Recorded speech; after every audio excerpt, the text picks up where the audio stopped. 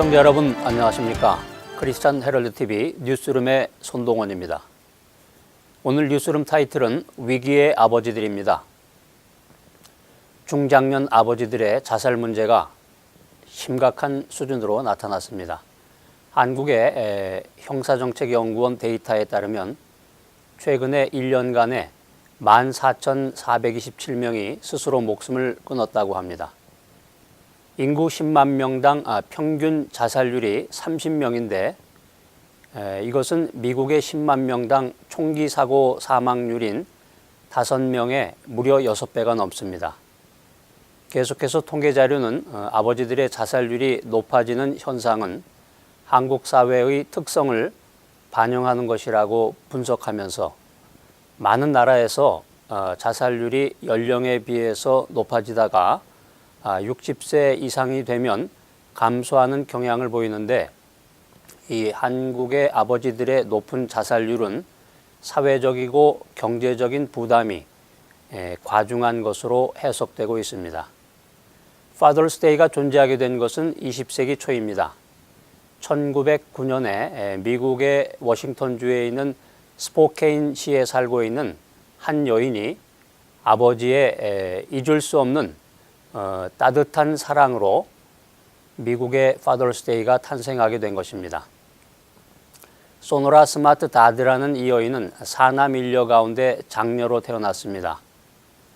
소노라는 어머니 주일에 어머니에 대한 설교를 듣던 중에 아버지 날이 있어야 한다고 생각하게 되었습니다. 왜냐하면 그녀의 아버지가 아내를 잃은 후에 자신의 모든 것을 희생해서 소노라를 포함한 5 자녀를 훌륭하게 키워내면서 자신의 삶을 모두 희생한 것을 안타깝게 여긴 나머지 이 땅에 이와 같은 소중한 아버지들을 기릴 수 있는 스페셜 데이를 만들어야 되겠다고 결심하고 동분서주한 끝에 마침내 아버지 날이 제정되게 되었던 것입니다. 처음에는 많은 사람들이 비웃음으로 소노라를 대했습니다. 그러나 그녀의 의지는 꺾이지 않았습니다. 소노라는 Father's Day 제정을 위해서 진지하고 또 최선을 다한 로비를 시작했습니다. 그녀의 진지하고 끈질긴 노력으로 1910년 6월 19일 스포케인 목사회와 지역 YMCA 후원으로 최초의 아버지날 행사가 열리게 되었습니다. 그 이후에 사람들의 관심과 후원 속에서 1924년 켈빈 쿠리치 대통령이 6월 셋째 주일을 아버지날로 제정했고 1926년에는 뉴욕에서 아버지의 날 위원회가 결성되었습니다. 1966년 미국 의회에서 이를 공식적으로 인정하게 되었고 최종적으로 1972년에 리처드 닉슨 대통령이 6월 셋째 주일을 국가기념일로 정했습니다. 미국인들은 이날 살아계신 아버지에게는 빨간 장미를 드리고 돌아가신 아버지에게는 하얀 장미를 묘지에 갖다 드립니다. 어머니 날과 아버지 날은 차이점이 있습니다. 아버지 날에는 어머니 날에 비해서 선물 비용을 많이 쓰지 않는다고 합니다. 어머니 날에는 가장 많은 장거리 전화 통화가 이루어지는 반면에 아버지 날에는 수신자 부담인 컬렉트 콜이 가장 많은 날이라고 합니다. 최근에 아버지를 살려야 한다는 취지에서 아버지 운동이 빠르게 확산되고 있습니다. 1960년대 이후부터 남성들이 산업사회에 몰입함에 따라서 가정에서 아버지들이 자녀들과 함께하는 시간이 줄어들게 되고 21세기가 되자 여성들의 역할이 증대되면서 아버지의 존재감이 사라져가고 있기 때문입니다. 아버지는 얼굴을 보기가 어려운 사람, 또 무섭게 호통이나 치고 야단이나 치는 사람, 그리고 그저 돈이나 벌어다 주는 사람으로 오늘날의 아버지는 이 가족들에게 별로 인기가 없는 존재가 되어버렸습니다. 최근에 아버지들은 갈수록 서글픈 존재가 되고 있습니다. 집안에서 아내의 목소리가 점점 커지기 시작했고 직장에서도 여직원들과 잘 지내지 않으면 왕따를 당하기 일쑤입니다. 아버지들은 나이가 들수록 초조함을 느낍니다. 대부분의 남자들은 젊었을 때 자신의 존재를 영웅적인 삶으로 계획을 하게 되는데 이제 그것을 실현하기 위한 여생이 얼마 남지 않았음을 뒤늦게 인식하고 삶의 위기감을 느끼게 됩니다. 마치 축구 경기에서 종료 시간을 얼마 남기지 않고 골을 넣기 위해서 다급해진 선수들의 심리와 같다고도 할 수 있습니다. 지금까지 가정의 자녀들은 아버지는 누구인가 하고 잘 묻지 않았습니다. 아버지는 늘 허리가 휘도록 일터에 나가서 일을 하고 또 주말에는 집에서 하루 종일 쉬는 사람이었고 그런 아버지의 모습이 조금도 이상하지 않았고 오히려 당연하게 생각했습니다. 그런데 경제가 어려워지고 아버지가 직장에서 해고되고 사업이 부도가 나고 아버지의 말수가 거의 없어질 때 자녀들은 아버지는 누구인가라고 묻기 시작한 것입니다. 오늘날 이 시대의 많은 아버지들이 시리에 빠져 있습니다.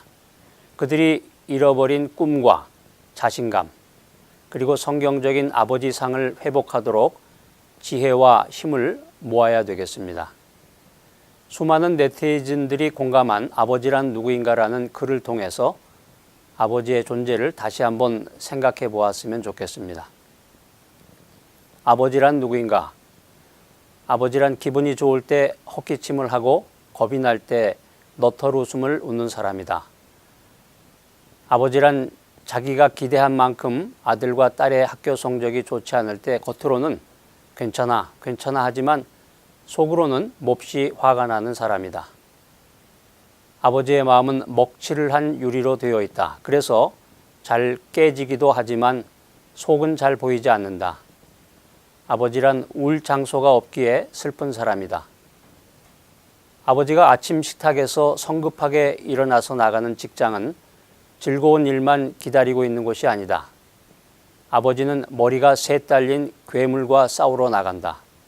그것은 피로와 끝없는 일, 그리고 직장 상사에게서 받는 스트레스이다. 아버지란 내가 아버지 노릇을 제대로 하고 있는가? 내가 정말 아버지다운가 하는 자책을 날마다 하는 사람이다. 아버지란 자식을 결혼시킬 때 한없이 울면서도 얼굴에는 웃음을 나타내는 사람이다. 아들과 딸이 밤늦게 돌아올 때 어머니는 10번 걱정하는 말을 하지만 아버지는 10번 현관을 쳐다본다. 아버지의 최고의 자랑은 자식들이 남의 칭찬을 받을 때이다. 아버지가 가장 부담스러워하는 속담이 있다. 그것은 가장 좋은 교훈은 손수 모범을 보이는 것이다 라는 속담이다. 아버지는 늘 자식들에게 그럴듯한 교훈을 하면서도 실제로 자신이 모범을 보이지 못하기 때문에 이 점에 있어서는 미안한 생각도 들고 남모르는 컴플렉스를 갖고 있는 것이다. 아버지는 이중적인 태도를 곧잘 취한다. 그 이유는 아들, 딸들이 나를 닮아 주었으면 하고 생각을 하다가 나를 닮지 않았으면 하는 생각을 동시에 하기 때문이다. 아버지란 돌아가신 뒤에도 두고두고 그 말씀이 생각나는 사람이다. 아버지란 돌아가신 후에야 보고 싶은 사람이다. 아버지는 어머니 앞에서는 자식을 위해서 기도하지 않지만 혼자 차를 운전하면서 자식을 위해서 큰 소리로 울며 기도하는 사람이다. 아버지는 뒷동산의 바위와 같은 일입니다. 아버지는 시골 마을의 느티나무와 같은 크나큰 일입니다. 네, 그렇습니다. 이 땅에 존재하는 모든 아버지는 자식을 사랑합니다. 다만 어쩌다 돈을 많이 벌지 못해서 자식들의 요구 조건을 다 들어주지 못하는 그런 마음 아픈 일이 있을 뿐 가슴으로 이 자식들을 사랑하고 위하는 것은 이 세상 그 누구보다도 진하고 강합니다. 그것은 아버지가 되어본 사람이라면 누구나 고백하는 사실입니다. 미국에서 실제로 있었던 일입니다. 평소에 가진 것이 없이 넉넉하지 못해서 자식들에게 남들처럼 풍성하게 잘 해주지 못했던 가난한 아버지에게 16살 먹은 예쁜 딸이 있었습니다. 불행하게도 그 딸의 얼굴이 창백해져 가고 점점 시커멓게 변해갔습니다. 감수성이 예민한 소녀가 다른 곳도 아니고 얼굴이 그렇게 변해가자 큰 근심으로 병원을 찾았습니다. 그녀는 결국 의사로부터 다음과 같은 놀라운 진단을 받았습니다. 신장염에 걸렸다는 것입니다. 딸의 신장을 이식하지 않으면 얼굴이 변색이 되어 가는 것이 문제가 아니라 생명까지도 잃을 수 있다는 슬픈 소식을 듣게 되었습니다. 고민하던 아버지는 자신의 신장을 떼어주기로 결심했습니다. 수술이 잘 되어서 딸 아이는 다시 건강을 회복하게 되었습니다. 그런데 오래지 않아서 그 딸의 신장이 다시 문제를 일으켰습니다. 또다시 신장 이식 수술을 받지 않으면 생명의 위험을 받게 된 것입니다. 아버지는 다시 한번 마지막 남은 자신의 신장마저도 딸에게 주어야겠다고 결심을 합니다. 이때 의사들이 펄쩍 뛰며 반대를 했습니다. 이것은 의술로 할 수 없는 살인행위라는 것이었습니다. 그리고 의사협회 윤리위원회까지 열어서 이것은 불가능하다고 결론을 내렸습니다. 하지만 아버지는 요지부동이었습니다. 윤리보다 더 강하고 위에 있는 것이 아버지의 사랑이라고 맞섰습니다. 그리고 그는 의사들을 설득했습니다.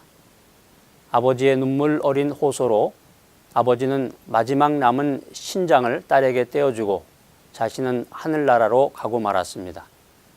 이것이 아버지의 진실된 사랑입니다.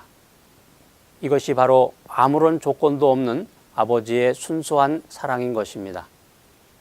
시청자 여러분, 우리들에게는 육신적인 아버지와 영적인 소중한 아버지가 계십니다. 우리들이 진정으로 하나님을 믿는 성도라면 눈에 보이는 육신의 아버지를 사랑함으로써 눈에 보이지 않는 영적인 아버지이신 하나님을 사랑하는 것의 증거로 삼아야 합니다. 육신의 아버지는 우리들이 미처 알지 못하는 엄청난 사랑으로 지금까지 우리들의 곁에서 묵묵히 서 계시는 바위와 같은 소중한 분이십니다.